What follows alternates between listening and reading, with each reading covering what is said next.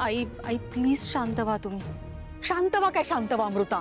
आई ऐका ना, मला असं वाटतं की काहीतरी अडचण आली असेल म्हणून तिने एवढं धाडस केलं असेल. खरंच तिलोत्तमा, मला वाटतं सावलीला येऊ दे आधी. काय परिस्थिती आहे, काय अडचण आहे ते कळेल ना आपल्याला. मी तर म्हणते परिस्थिती काय वाटेल ती असली तरी सुद्धा स्वतःच्या जीवावर का खेळायचं. बरोबर आहे मॉम, उगाच जीवाला घोर. ऐश्वर्या, जरा शांत राहशील तू? हा, ह्या प्रकरणात तू नकोच बोलूस. सावली सारंग येतील, शहानिशा करू आणि मग बोलू आपण.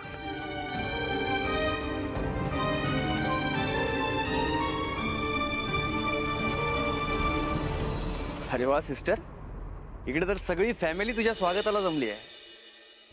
स्वागत थांब जरा, तुझी आता आरतीच ओवाळते. काय ग, कोणी सांगितलं होतं तुला असं वेडवाकडं धाडस करायला? सारंग, तू नाही का काही सांगायचं हिला? अरे आपण बिझनेसमन आहोत, सोशल वर्कर्स नाही आहोत. समाज सुधारायचा नाही आपल्याला. आपण समाजाची मदत करतो नाही असं नाही, पण ह्या पद्धतीने नाही. आपली स्वतःची वेगळी पद्धत आहे आणि हे काम आपलं नक्कीच नाहीये.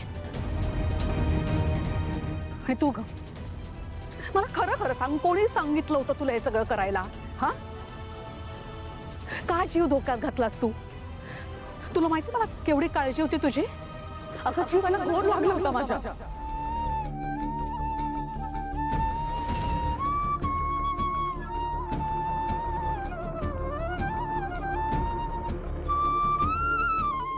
सिस्टर, जीवाला घोर लागला होता यांच्या.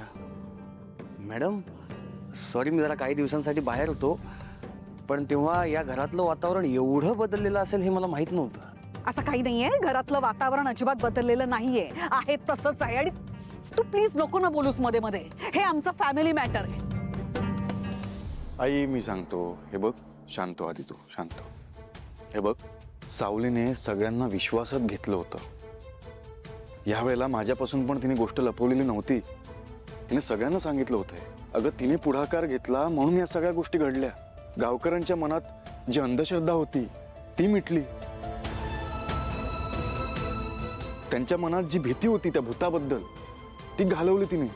रॉ मटेरियल येणं बंद झालं होतं, ते आता सुरू झालंय. आपलं काम सुरू झालंय.